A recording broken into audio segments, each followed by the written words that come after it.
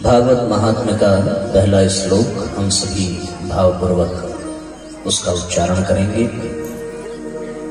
एक बार हम बोलेंगे और फिर आप जो है उसको दोहराएं।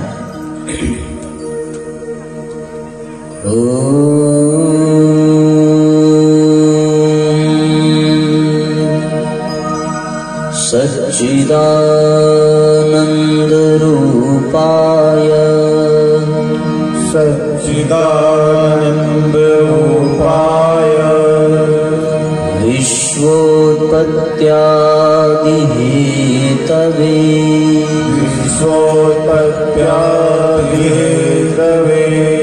तापत्रय विनाशाय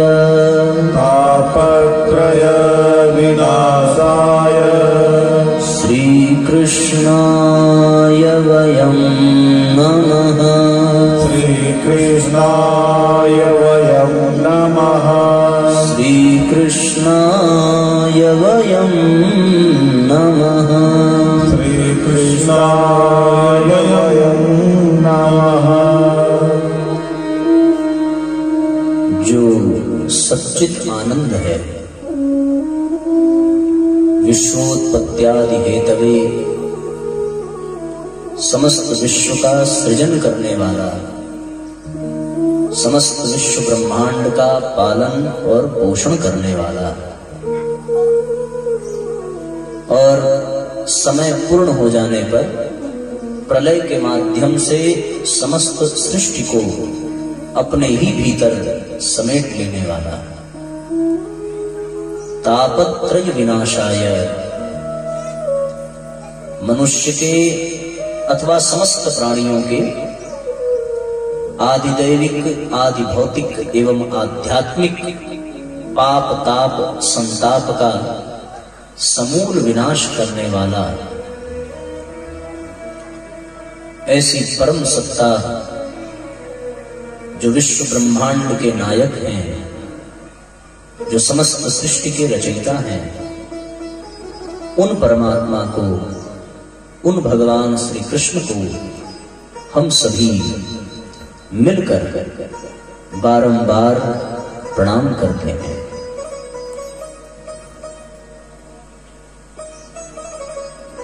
ये भागवत का प्रथम श्लोक 4 चरण में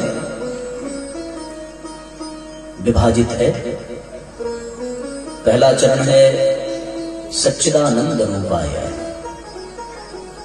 दूसरा चरण है विश्वोत्पत्त्यादि हेतवे, समस्त विश्व को उत्पन्न करने वाला, संचालित करने वाला और फिर अंत करने वाला। तीसरा चरण है तापत्रय विनाशाय, तीनों प्रकार के तापों का विनाश करने वाला। और चौथा चरण है श्री कृष्णाय वयम नमः, ऐसे भगवान श्री कृष्ण को हम सभी नमस्कार करते हैं। प्रारंभिक जो 3 चरण हैं, वो 3 चरण भगवान को परिभाषित करते हैं। यद्यपि उनको परिभाषित करने में स्वयं ज्ञान का प्रतीक वेद भी समर्थ नहीं है। एक स्थिति आने पर वेद भी नेति नेति कह करके उनको नमस्कार करता है।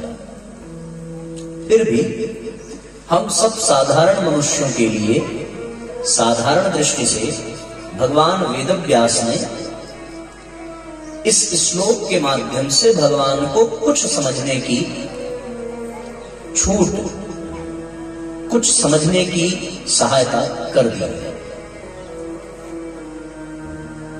सच्चिदानंद रूपाय अर्थात भगवान का स्वरूप कैसा है, विश्वोत्पत्त्यादि हेतवे, विश्व को बनाने वाला, चलाने वाला, मिटाने वाला अर्थात भगवान की सामर्थ्य कैसी है। तापत्रय विनाशाय, भगवान का स्वभाव कैसा है। 7 दिन हम जिसके बारे में सुनेंगे, उनके सामर्थ्य, स्वरूप और स्वभाव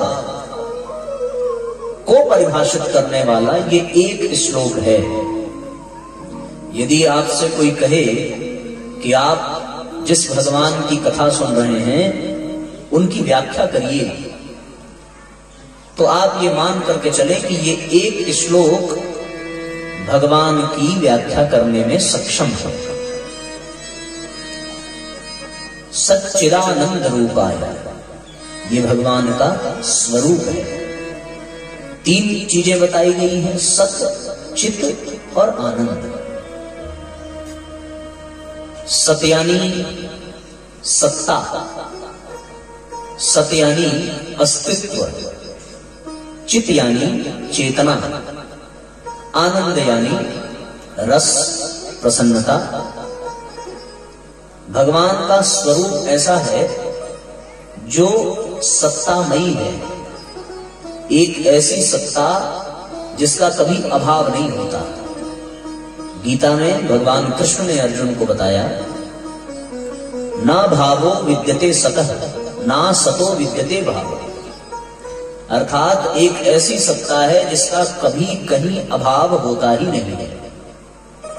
आप जहां कहीं भी चले जाएं, जहां कहीं भी हो, न कोई ऐसा स्थान है जो परमात्मा से रिक्त हो, न कोई ऐसा कण है जो परमात्मा से रिक्त हो, ना कोई ऐसा पल है, ना कोई ऐसा क्षण है जो भगवान से रिक्त हो।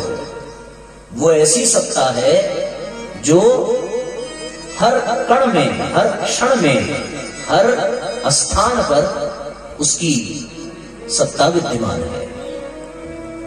अब ऐसा है कि प्रधानमंत्री बैठते अवश्य दिल्ली में है ना, उनका जो कार्यालय है, उनका जो निवास है वो दिल्ली में होगा, लेकिन उनकी सत्ता आपके छत्तीसगढ़ में भी है, आपके इस गांव में भी उनकी सत्ता है। वो वहां से बैठे बैठे यहां कुछ भी परिवर्तन कर सकते हैं बिना आए, उनको आने की आवश्यकता नहीं है। लेकिन उनकी सत्ता कितने दिनों तक है? 5 साल तक। 5 साल के बाद फिर होगी कि नहीं होगी इसमें संदेह है। पर जिसकी कथा आप सुन रहे हैं, इसकी सत्ता का कभी अभाव ही नहीं होता। ऐसा नहीं है कि ये केवल 5 साल के लिए भगवान बने हैं और 5 साल बीत जाएगा तो फिर से चुनाव करना पड़ेगा कि ये भगवान होंगे या नहीं होंगे। इनका भगवान होना, देखो होना और बनना दोनों अलग बात है। जो बनता है वो एक दिन बिगड़ता है। वो प्रधानमंत्री बने हैं तो एक दिन वो हटेंगे भी, लेकिन ये भगवान बने नहीं हैं, ये भगवान हैं। इनकी सत्ता बनी नहीं है, किसी ने बनाया नहीं है इनको भगवान। कोई जैसे जनता ने मिलकर के बना दिया कि हम सब मिलकर के आपको प्रधानमंत्री बना रहे हैं, जनता ने मिलकर के बनाया, चुनाव किया, वोट दिया, तब वो बने। पर यहां हम लोगों ने भगवान को नहीं बनाया है, बल्कि भगवान ने हमको बनाया है। तो हमारे नाते भगवान की सत्ता नहीं है, भगवान के नाते हमारी सत्ता है। वो है इसलिए हम हैं, और यदि वो नहीं होगा तो हम कदापि नहीं हो सकते। तो सत का तात्पर्य यही है, एग्जिस्टेंस, भगवान की सत्ता जो सर्वत्र है, सर्वदा है। ऐसा कोई स्थान नहीं, ऐसा कोई समय नहीं जिसमें वो भगवान ना हो। और इसका प्रमाण भी भगवान देते हैं, कई बार दिया है। जो भगवान की लीलाएं हैं वो लीला ही उनके सामर्थ्य की, उनके स्वरूप की, उनके स्वभाव के प्रमाण हैं। यदि भगवान सर्वसमर्थ है, सर्वत्र है, सर्वदा है, तो फिर आप उसे जहां भी बुलाओ वो वही उपस्थित हो जाएगा, इसमें कोई दो राय नहीं है। तो फिर प्रश्न उठा होगा कभी कि भाई ऐसा है क्या सच में? तो कोई भक्त प्रहलाद जैसा हुआ, उसने पहले प्रयोग किया होगा कि अगर वो सर्वत्र हैं तो वो इस खंबे में भी होंगे। और जैसे ही उसने भगवान को पुकारा, वैसे ही खंबे में से भगवान नरसिंह प्रकट हो गए। इसका मतलब वो खंबे में थे तो ही। अब सच्चाई ये है कि भगवान खंबे में थे या नहीं थे, ये विषय भले संदेह का हो, लेकिन एक बात तो तय है कि भगवान प्रहलाद के विश्वास में अवश्य थे। यदि हमारे विश्वास में होंगे तो भगवान खंबे से भी निकल जाएंगे, भगवान धरती से भी निकल जाएंगे, भगवान हर कण में से प्रकट हो जाएंगे। विश्वास में होना चाहिए, श्रद्धा होनी चाहिए, आस्था होनी चाहिए। कहते हैं रामचरितमानस में कि जब सभी पृथ्वी गाय का रूप लेकर के समस्त देवी देवताओं के साथ, ब्रह्मा जी के साथ इस धरती के पाप के बोझ को मिटाने के लिए, प्रार्थना करने के लिए जाने लगी, तो पहले प्रश्न यही आया कि भगवान है कहां। किसी ने कहा वैकुंठ में होंगे, किसी ने कहा क्षीर सागर में होंगे, किसी ने कहा, अलग अलग अपने अपने अनुभव के आधार पर लोगों ने स्थान बताए। पर भगवान शिव ने कहा कि सुनो सुनो भाई, मेरी बात सुनो, मेरा मन ये कहता है कि भगवान न वैकुंठ में है, न भगवान क्षीर सागर में है, न भगवान साकेत में है। फिर भगवान कहां है? देश काल दिशि विदिशि हुमाही, कहूं कहां जाऊं प्रभु नाही, कहूं प्रभु नाही। देश काल दिशि विदिशि हुमाही, कहूं कहां जहां प्रभु नाही, कहूं कहां जहां प्रभु नाही। हरि व्यापक सर्वत्र समाना, हरि व्यापक सर्वत्र समाना, प्रेम से प्रगट होई मैं जाना, प्रेम से प्रगट होई मैं जाना। कहां नहीं है भगवान? देश काल दिशि विधि समवाही, ऐसा कोई स्थान नहीं है, ऐसा कोई समय नहीं है, और ऐसी कोई दिशा नहीं है जिसमें भगवान ना हो। फिर वो प्रकट कैसे होंगे? हरि व्यापक सर्वत्र समाना, प्रेम ते प्रकट हो ही मैं जाना। वो भगवान जैसे दूध को दही बना करके मथने से माखन प्रकट होता है, उसी प्रकार भगवान प्रेम से प्रकट होता है। दूध की जो मलाई होती है वो उबालने से प्रकट होती है, भगवान भी उसी प्रकार प्रेम से प्रकट होता है। तो उसकी सत्ता सर्वत्र है। यदि भगवान की व्याख्या करो तो एक ऐसा पावर, एक ऐसी एनर्जी, एक ऐसी सत्ता जो हर जगह है, वो यहां भी है, आप जहां नहीं है वहां भी है। चतुश्लोकी भागवत में भगवान ने नारद जी को कहा कि जब यहां कुछ भी नहीं था तो केवल मैं था, और जो कुछ भी है वो मैं ही हूं, और जब सब कुछ समाप्त हो जाएगा फिर जो बचेगा वो मैं ही बचूंगा, मेरे सिवा और कुछ नहीं बचेगा।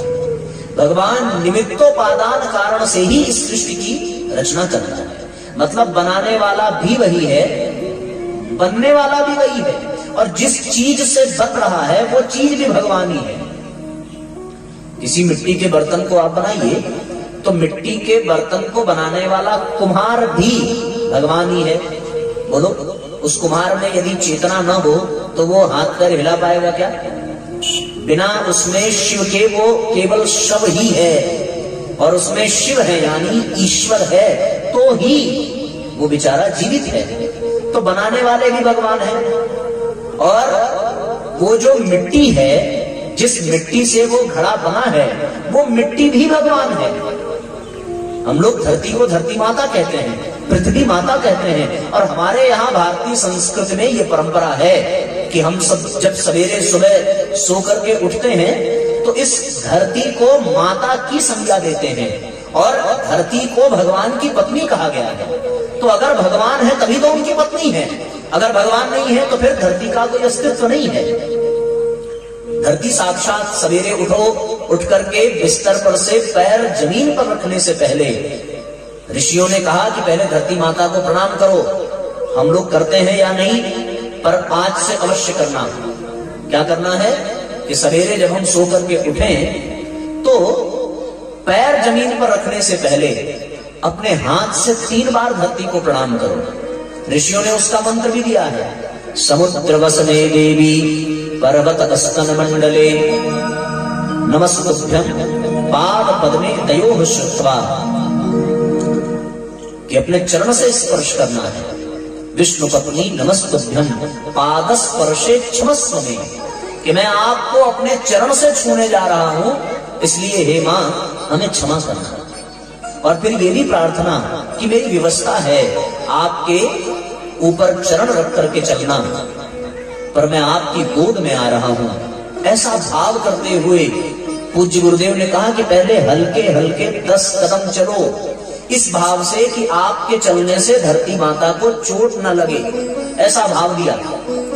हम लोग उतर करके उछलने लगे, कूदने लगे। ये सोचो अगर वो धरती माता है और उसके पेट पर, उसके छाती पर हम कूदें तो उनको भी तो चोट लगेगा ना।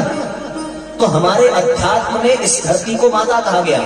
भौतिकवादी भले इस धरती को ग्रह कहते हैं, नक्षत्र कहते हैं, पर ये धरती ग्रह और नक्षत्र पाश्चात्य जगत के लोगों के लिए होगी। हमारे देश के लिए, हमारी संस्कृति के लिए ये धरती माता है। और माता इस दृष्टि से क्योंकि माँ ही हमें दूध पिलाती है, माँ ही हमें भोजन कराती है, और ये धरती भी हमें अन्न और जल प्रदान करती है। तो ये धरती भी हमारी माता है।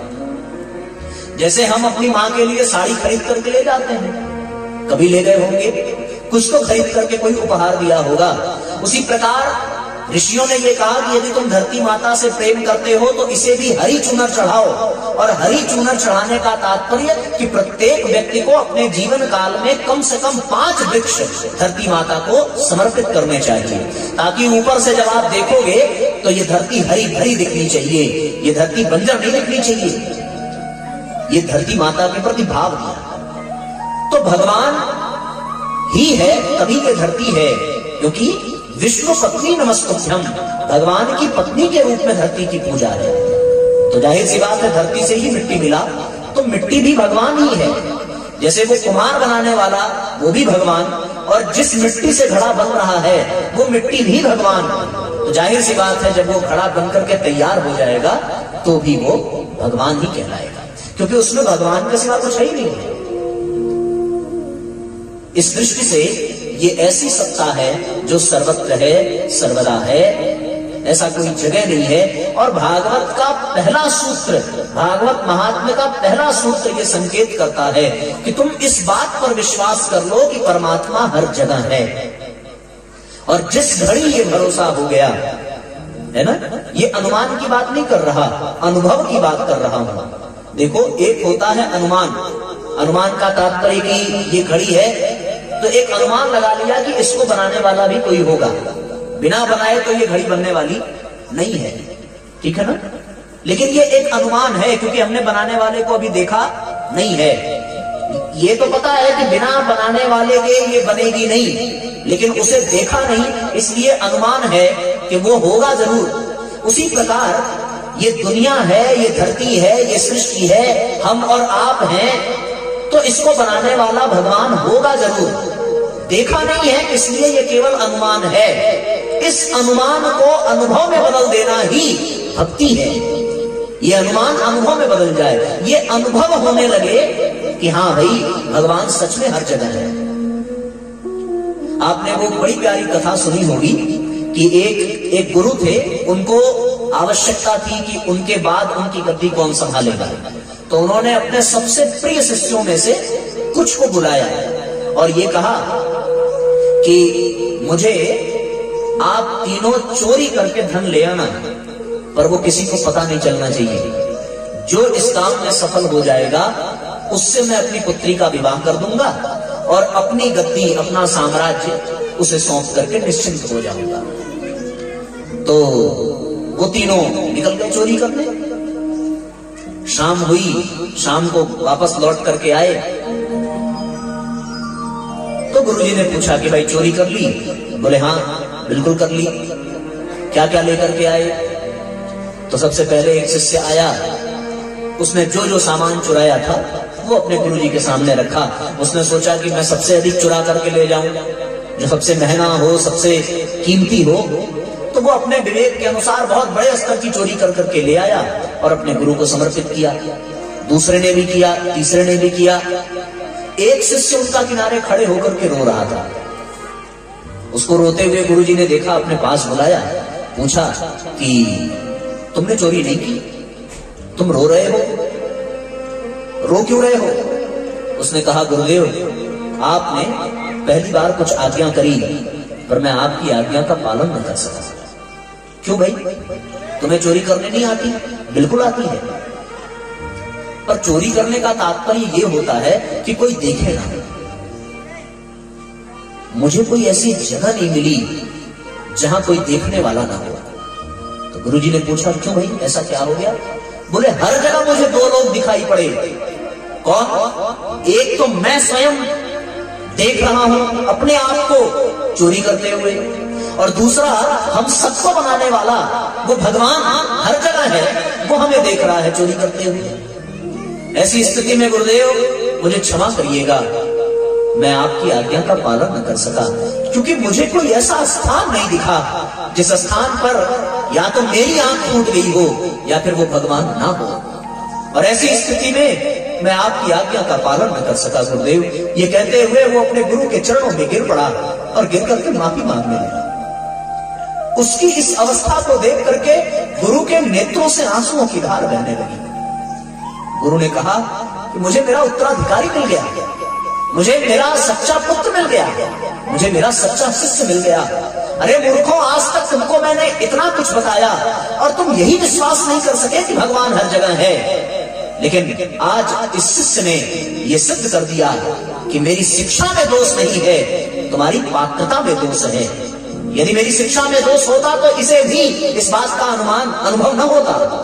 पर वास्तविकता यह है, ऐसा कोई स्थान नहीं है जहां पर भगवान न हो, और ऐसा कोई स्थान नहीं है जहां पर तुम न हो। और मैं अनुभव की बात करूं, अनुभव की बात कल कहा था ना, सत्संग अनुभव से होता है। कथा कोई भी कर देगा, पर आपको अनुभव की बात बताऊं और आपको भी अनुभव करा सकता हूं। आप करके देखो, प्रयत्न करो तो आपको भी अनुभव होगा। अपने जीवन में झांक करके देखो, कभी तो ऐसा समय आया होगा जब आपसे जाने अनजाने कोई पाप हुआ होगा।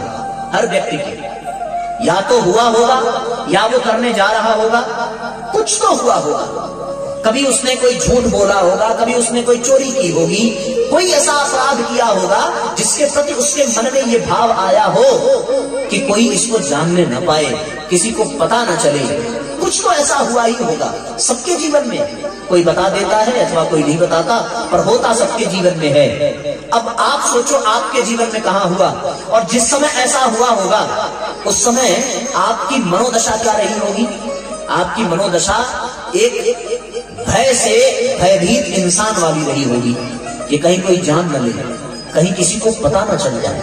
एक मन में डर रहा होगा, एक मन में भय होगा, एक मन में चिंता होगी, एक मन में एक ऐसा भाव रहा होगा, हे भगवान इस बार बचा लो, किसी को पता न चलने पाए।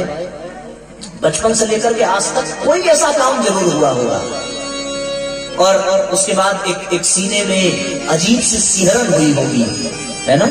एक हृदय में अजीब सी घबराहट हुई होगी, मस्तिष्क में एक ऐसी बेचैनी हुई होगी जिसके कारण पूरा शरीर पसीने से भीग गया होगा, आपके ओठ सूखने लगे होंगे, गला रूठ गया होगा, नेत्रों से आंसू निकलने लगे होंगे। कोई ऐसी स्थिति आई होगी। जरा सोच करके देखो वो स्थिति क्यों आई होगी।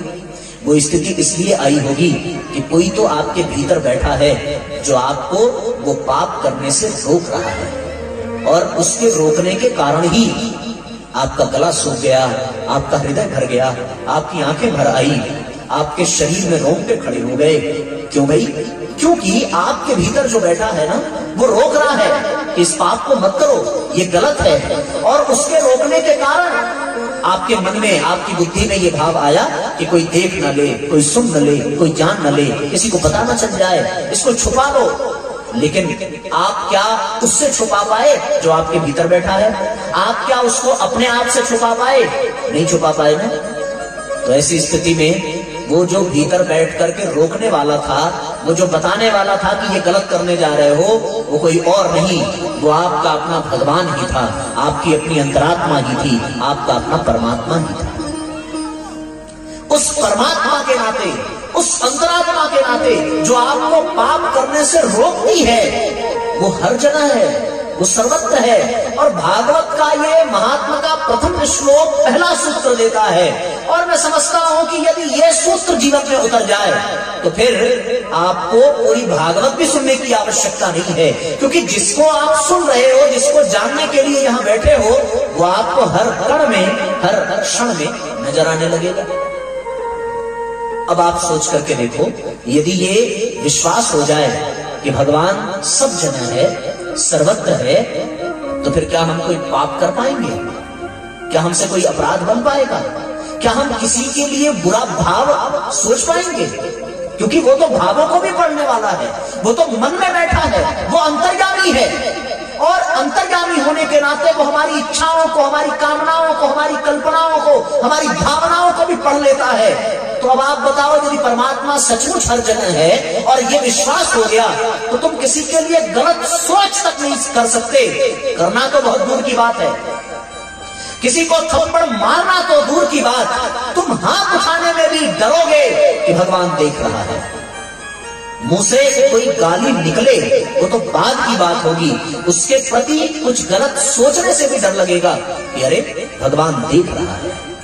और ऐसा तब होगा जब ये विश्वास जम जाए कि भगवान हर क्षण में है, हर कण में है, हर पल में। इसी विश्वास को जमाने के लिए भैया जितने भी अनुष्ठान किए जाते हैं, केवल इसी विश्वास को जमाने के लिए, जितने भी साधनाएं हैं, इसी विश्वास को स्थिर करने के लिए कि भगवान हर जगह है। इसीलिए हर दिन को, हर पल को, हर समय को, हर महीने को, हर त्योहार को, हर परंपरा को किससे जोड़ा? भगवान से जोड़ दिया। सब चीज भगवान से जोड़ दिया। यहां तक कि हमारे ऋषियों ने वृक्षों, नदियों, पशुओं, पक्षियों तक को भगवान से जोड़ दिया कि तुम ये विश्वास करो कि भगवान हर जगह है। इसलिए किसी को नहीं छोड़ा। कल्पना करके देखो, यदि तुम पशुओं को भी झांक करके देखो तो तुम्हें पशुओं में भी भगवान दिखेगा। ऐसा हमारे ऋषियों ने परंपरा बना दी, ऐसा उन्होंने सूत्र निकाल करके रख दिया। अच्छा विचार करके देखो, यदि तुम्हारे सामने से कोई गाय गुजर जाए तो क्या उसको देख करके भगवान की याद नहीं आएगी? साक्षात मुंह से निकलेगा, अरे ये तो गौ माता है, निकलेगा ना, याद आएगा ना कि ये तो भगवान की जननी है, ये पूरे विश्व को पालने वाली है, ये गौ माता है। गाय को देखते ही भगवान की याद आएगी। बैल को देखो तो भगवान की याद आएगी? नहीं आएगी। बैल को देखा तुम लोगों ने? देखा तो भगवान की याद आती है। बैल को देखने पर जिन्होंने कथा सुनी होगी उन्हें जरूर याद आएगा। क्यों? क्योंकि बैल किसका सवारी है? शिव जी का है। तो अगर बैल को देखो और शिव जी ना याद आए तो इसका क्या मतलब हुआ? इसका मतलब या तो तुम शिव जी को नहीं जानते या तो शिव जी की कथा नहीं सुनी। ये कथाएं हैं किस लिए? कि आपको ये एहसास दिला सके कि भगवान हर जगह है। अच्छा शेर को देख करके डर लगता है ना, पर शेर को देखते ही क्या याद आएगा कि ये तो माँ दुर्गा की सवारी है, इसे भी प्रणाम करो। अरे ये तो दूर की बात है, यदि आपके गांव में कोई हाथी भी आ जाए तो भी आपका मस्तक श्रद्धा से झुक जाएगा, क्योंकि कहीं ना कहीं कोने में ये भाव होता ही है कि वो हाथी जो है वो साक्षात गजानन है, भगवान गणेश का एक प्रतीक है, हम उसको भी प्रणाम करते हैं। सबसे बेकार जानवर गधा होता है ना। आप बाजार में चले जाओ, संतोषी माता की फोटो खरीद करके ले आओ, देखोगे तो वो गधे पर ही बैठी हुई है। गधा भी भगवान का स्वरूप है। ऐसी स्थिति में कोई ऐसा जानवर नहीं है। सांप से डर लगता है ना, सांप बताओ किसका? उसको देख करके किसकी याद आती है? भगवान शिव की। कोई ऐसा जानवर नहीं है। गरुड़ पक्षी भगवान विष्णु का, बाज भगवान कृष्ण का, मयूर भगवान कार्तिकेय का। किसको छोड़ोगे? सब भगवान के ही एहसास दिलाने वाले हैं। अब वृक्षों में विचार करके देखो, कोई सा वृक्ष आप ले लो, आप देखोगे तो वो वृक्ष भी भगवान से जुड़ा हुआ है। तुलसी साक्षात वृंदा भगवान की पत्नी है, पीपल देव वृक्ष है, बरगद वट वृक्ष है। वट विश्वास अटल निज धर्मा, वो विश्वास का प्रतीक है, वो भी साक्षात भगवान का ही स्वरूप है। कदम्ब की डाली को भी देख करके याद आएगा, क्योंकि कृष्ण ने अपने नृत्य कदम्ब पर ही किए हैं। जमुना के किनारे जामुन के वृक्षों पर भगवान ने नृत्य किया है। कौन सा ऐसा वृक्ष है जो भगवान से न जुड़ा हुआ हो? ये सब इसीलिए याद दिलाने के लिए है भैया कि हम हर क्षण में, हर पल में, हर कंकड़ में शंकर को देखें। बस यही भागवत का पहला सूत्र है। और यदि ये विश्वास जम गया तो तुम किसी भी कोने में रहोगे, किसी भी स्थिति में रहोगे, किसी भी अवस्था में रहोगे, तुम कोई अपराध नहीं कर पाओगे, तुमसे कोई पाप नहीं बन पड़ेगा। और सारे दुखों का जड़ और कारण केवल और केवल पाप ही है। जिसने पाप किया उसी को दुख मिलेगा, जिसने पुण्य किया वही सुखी है। और पाप व्यक्ति कब करता है? जब उसे ये लगे कि वो भगवान उसको नहीं देख रहा है, पर ऐसा संभव ही नहीं है, हर जगह भगवान है। हम लोग कोई अनुष्ठान करते हैं या कोई पूजा पाठ करते हैं तो कलश में जल भर करके रखते हैं, अखंड दीपक जलाते हैं। कभी सोच करके देखो कि ये अखंड दीपक क्यों जलाया, ये कलश में जल भर करके क्यों रखा, उसका क्या कारण है? तो आपको एक ही बात समझ में आएगी कि हम जो कर रहे हैं इसका प्रमाण देने के लिए अग्नि देवता और जल देवता को यहाँ पर बिठाया है कि जब हम दूसरे लोक में जाएंगे और ये पूछा जाएगा कि तुमने अनुष्ठान किया था, तो कोई इस बात की गवाही दे या ना दे, पर तुमने कलश रखा है, तो वो कलश में बैठे हुए वरुण देवता इस बात की गवाही देंगे कि हाँ भैया मेरी उपस्थिति में इसने किया है। यदि वरुण देवता ना हो तो फिर आप देखो अखंड दीपक जल रहा है तो अग्नि देवता कहेंगे कि हाँ हाँ बिल्कुल इसने किया है। और एक बात और कह दूं, यदि आप गरुड़ पुराण उठा करके पढ़ो तो गरुड़ पुराण में स्पष्ट कहा गया है कि भगवान की दृष्टि आप पर बनी हुई है। क्यों?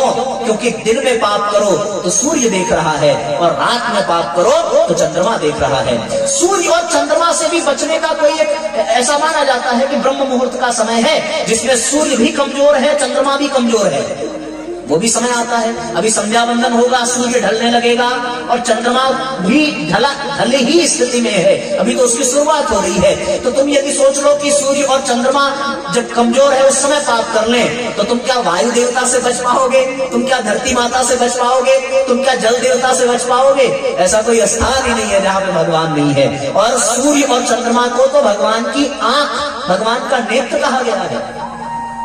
सूर्य शशांक वहन नयनम, सूर्य और शशांक उसके नेत्र हैं। वंदे देव उमापतिम सुरगुरुम वंदे जगत कारणम, वंदे पन्नग भूषणम निर्धारण, वंदे पशुनाम पतिम, वंदे सूर्य शशांक वहन नयनम। सूर्य और शशांक यानी चंद्रमा उसके नेत्र हैं। तो मुझे लगता है इसीलिए ये कहा जाता है कि भगवान हर पल देख रहा है, क्योंकि सूर्य भी उगा हुआ है, चंद्रमा भी उगा हुआ है। यदि ठंड का मौसम हो जाए, 2-3 दिन सूर्य ना निकले, तो तुम ये मत समझ लेना कि सूर्योदय आज नहीं हुआ, वो तो बीच में बादल आ गया है, इसलिए सूर्य दिखा नहीं, पर वो हमें देख रहा है ना। अब कोई ब्लैक वाला चश्मा लगा ले तो तुम उसकी आंखें नहीं देख पाओगे, लेकिन वो चश्मे के भीतर से तुम्हें देख रहा है, होता है ना। तो ये जो बादल है ये सूर्य भगवान का चश्मा ही है, तो सूर्य भगवान उसमें से तुम्हें देख रहे हैं, तुम बादलों में से उन्हें नहीं देख सकते। इसलिए ये मान करके चलना भैया कि भगवान हर पल है, हर क्षण है। मैं थोड़ा जानबूझकर इस बिंदु पर समय ले रहा हूं ताकि ये हर दृष्टि से प्रतिपादित कर सकूं कि भगवान आपको देख रहा है। अभी हम यहां बैठे हैं तो आप नेत्र बंद करके अपने आप को देखने का प्रयास करो। करोगे ऐसा? चलो कमर सीधी कर लेते हैं हम लोग थोड़ी देर के लिए, और कमर सीधी करके दोनों हाथों को अपनी गोद में रखिए। दोनों हाथों को गोद में रखने के बाद अब अपनी आंखें बंद करो, क्योंकि आंख खुली हो बाहर वाली तो ये दुनिया दिखती है, पर जब भीतर वाली आंख खुल जाती है तो व्यक्ति स्वयं को देखने लगता है। अब आपने दुनिया को बहुत देख लिया, आपने हमें बहुत देख लिया, आपने बाहर वालों को बहुत देख लिया। अब थोड़ी देर अपने आप को देखो। तो अपने आप को देखने के लिए आंख का खुला होना नहीं होना चाहिए, अपने आप को देखने के लिए आंख बंद होनी चाहिए। जरा देखो, खुली आंख से तुम शीशे में, दर्पण में अपने शरीर को देख सकते हो, पर बंद आंख से आप अपने भीतर अपनी आत्मा को देख सकते हो। इसका प्रयोग करके देखो। थोड़ी देर आंखें बंद करिए और अपने मेरुदंड को सीधा करिए, नेत्र बंद रहे, दोनों हाथों को अपनी गोद में रखिए, बायां हाथ नीचे रखिए, दाहिना हाथ उसके ऊपर रखिए और अब नेत्र बंद करके किसी को मत देखिए, केवल अपने आप को देखिए। जैसे तुम अपने आप को दर्पण में देखते हो, अब वैसे ही अपने आप को देखो। अपने आप को देखने पर आप याद करो आंख बंद करके कि आज आपने कौन सी साड़ी पहनी है, आज आपने कौन सा कुर्ता पहना है, आज आपने कौन सा पैजामा पहना है। देखो, आंख भले बंद हो पर तुम्हें दिखेगा कि तुम्हारा कपड़ा कौन सा है, कौन सी साड़ी पहनी है। ये दिखना ही इस बात का प्रमाण है कि जो देख रहा है वो अलग है, जो दिख रहा है वो भी अलग है। देखने वाली है आत्मा और दिखने वाला है ये शरीर। थोड़ी देर तक अपने आप को देखते रहो। देखो आपकी नाक कैसी है, आपका चेहरा कैसा है, आपकी आंखें कैसी हैं। अपने आप को देखो और अपनी आंखों को देखो। इन आंखों को आप स्वयं देख रहे हैं, अपने शरीर को आप स्वयं देख रहे हैं। इसका मतलब यह है कि आप कोई और है, आपका शरीर कोई और है। आप देखिए अपने आप को, थोड़ी देर तक अपने आप को निहारिए। देखिए ना कैसे बैठे हो, आपका शरीर किससे स्पर्श हो रहा है। चलो अपने आप को देख लिया, अब थोड़ा अपने बगल में झांक करके देखो। ध्यान रहे नेत्र बंद रहना चाहिए। अपने बगल में देखिए कौन बैठा है। बिना आंख खोले आपको दिख रहा होगा कि आपके बगल में कौन बैठा है। अच्छा, बगल वाले को ना सही, अब आप अपनी बंद आंखों से मुझे देखिए। मैं व्यासपीठ पर बैठा हूं, पर अपनी बंद आंखों से मुझे देखिए। आज मैंने कौन से कलर का कुर्ता पहना है, ध्यान से देखिए। आंखें अवश्य बंद हो, पर मैं दिख रहा हूं ना। ये दिखना ही इस बात का प्रमाण है आप कोई और हैं और आपके भीतर जो देख रहा है वो कोई और है। अब अपनी आंखें खोल लीजिए। अब देखिए जैसे मैं दिख रहा था बंद आंखों से, वैसे खुली आंखों से दिखना। तो कैसा लगा आज अपने आप को देख करके? अपने आप को देखने का अभ्यास करो, दुनिया को देखने से काम नहीं चलेगा। और फिर जैसे तुम अपने आप को देख रहे थे, उसी प्रकार भगवान भी तुम्हें देख रहा है, हर पल देख रहा है, हर क्षण देख रहा है।